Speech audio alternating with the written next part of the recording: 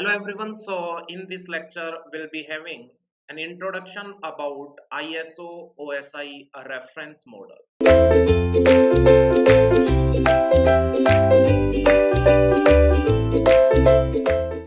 This model we can say that yes. Before that, I will give you some brief introduction about we can say that what is the meaning of these models and what are the layers, why these layers are required in computer network. Till now, I did not specify specifically what is the functionality of any layer, isn't it? So, till now, we have seen all the techniques in the sequence, like what are the access methods, what are the yes error detection methods, isn't it? And we can say that what are the flow control policies, isn't it? In which layer which thing is used, I will explain now. So don't worry about that this is data link layer, this is network layer. I will separately yes will tell you guys that what is the functionality of each layer, where access control is used, where flow control is used, isn't it? Everything I will specify. Yes. Okay. So let's say one system, or we can say that one host means one computer system, isn't it? Let's say inside this system or host, we can say that let's say two processes are there. Let's say this is process P1, this is process P2.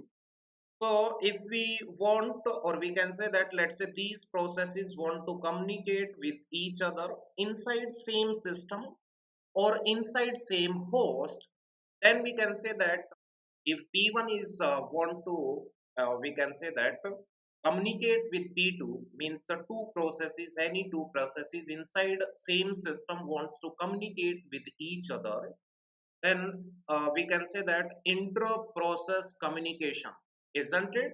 That is done by the operating system. Inter-process communication, isn't it? Isn't it? So inter-process communication is done by operating system. So we can say that that is the part of operating system.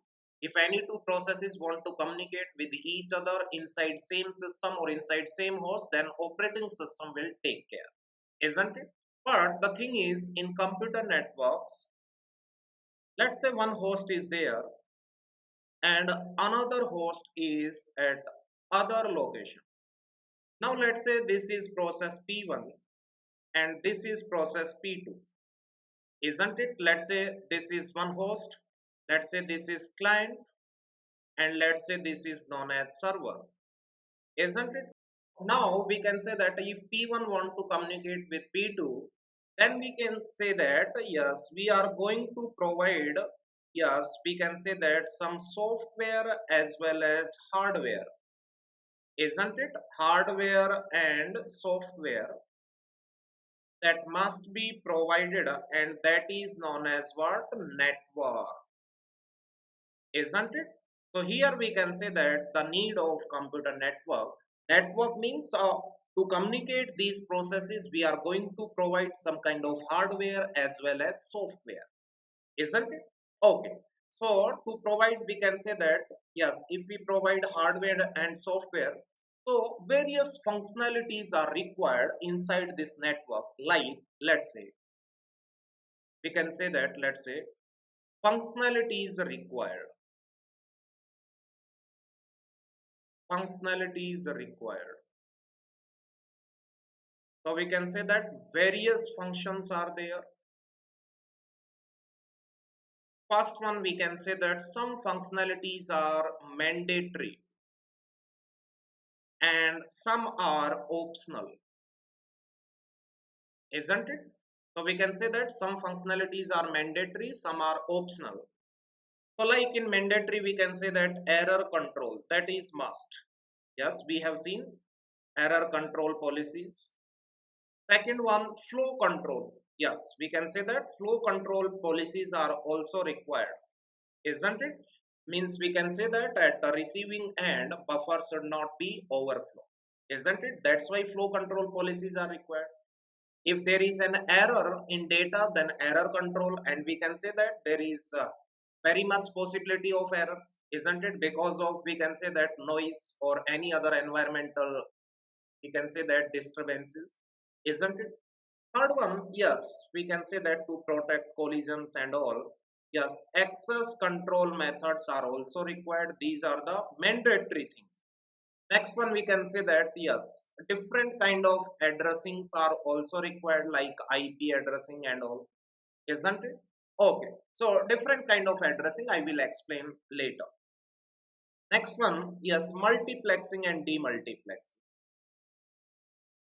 Multiplexing and demultiplexing, you will see these one in the transport layer.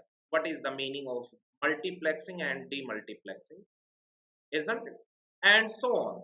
So we can say that various functionalities are mandatory. Some of well-known functionalities are these one, these are the mandatory.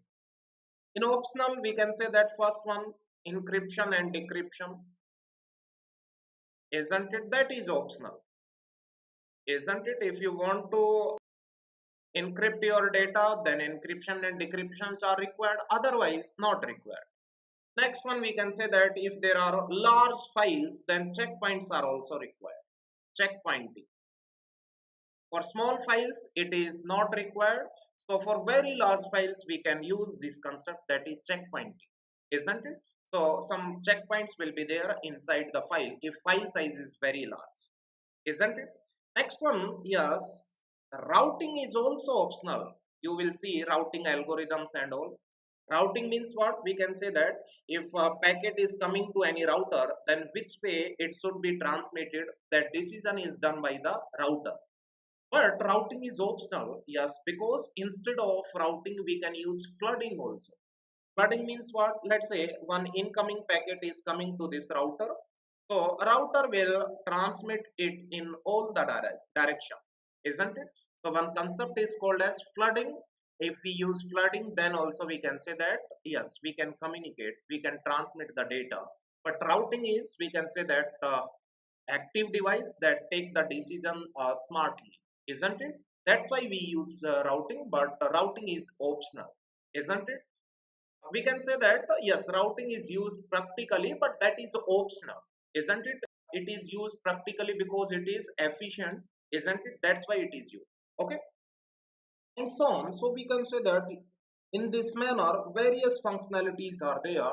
So if we see, almost 70 to 75 functionalities are required in this manner, isn't it? So some functionalities I have written. So in this manner, 70 to 75 functionalities are required, yes, during the implementation of any network, in which we can say that hardware as well as softwares are required, isn't it? Okay. So next we can say that to implement all these functionalities, various reference models are there, isn't it? So we can say that to implement all these functionalities, various reference models are required, isn't it? Like we can say that OSI model, isn't it? Open system interconnection, isn't it? Second one, we can say that TCP IP model. Next one, we can say that ATM. Fourth one is X.2.5 and so on, isn't it? Okay. So we are going to discuss only these two which are in the GATE syllabus, isn't it? OSI reference model as well as TCP IP model, isn't it? So first one we'll see, yes, that is ISO or OSI model. First one is OSI, Open System Interconnection. Open System Interconnection, isn't it? So first one, in this first one is application layer, second one is presentation layer, Third one is session layer. Fourth one is transport layer. Fifth one is network layer. Sixth one we can say that data link layer. Seventh one is physical layer, isn't it? So seven layers are there in open system interconnection reference model, OSI model. So we can say that yes, this physical layer deals with hardware only, deals with hardware, isn't it? Data link layer means we can say that deals with hardware as well as software. Network layer is very complex because various complex routing algorithms are implemented in the network layer. Transport layer, we can say that is thick. Thick means what? Number of functionalities are very much in transport layer, but yes, these functions or functionality is not complex. Number of functionalities are very much, but these functionalities are not complex. That's why transport layer is very thick. So every host guaranteed will be having transport layer, isn't it? Next one, all these three layers we can say that application layer, presentation layer, session layer, these are, we can say that, for user interactiveness, isn't it? Or we can say that for user convenience, these layers are there: application layer, presentation layer, session layer, isn't it? So why we can say that entire functionalities is divided into these layers. What does that mean? We can say that if different functionalities, we can say that yes, complete functionalities is divided into different layers because the similar functions are grouped together and put inside one layer, isn't it? So we can say that similar functions are put together and put inside or grouped inside one layer, isn't it? So whatever be the functionality of that particular layer, that will be the, or we can say that output of that layer will be given to the next layer, then to the next layer, then to the next layer, and finally physical layer. And via physical layer, if your data is crossed over all these layers: application, presentation, session layer, transport, network, data link layer, then finally physical layer, and then we'll go to the, yes, we can say that receiver, isn't it? So this is the concept of, we can say that, yes, these layers, isn't it? Okay, so we can say that we are almost completed data link layer, isn't it, till now? After that we'll see, yes, network layer also, transport layer also, application layers also, isn't it? Yes, you no need to read physical layer, isn't it? No questions will be asked in the gate CSIT from the physical layer. Mostly the part of physical layer is we can say that belong to electronics or electrical, isn't it? Okay, so no need to worry about physical layer, that is very small layer, and no questions will be there from physical layer, isn't it? So that is the OSI reference model. And in TCP IP model, yes, all these three layers are merged together and known as application layer.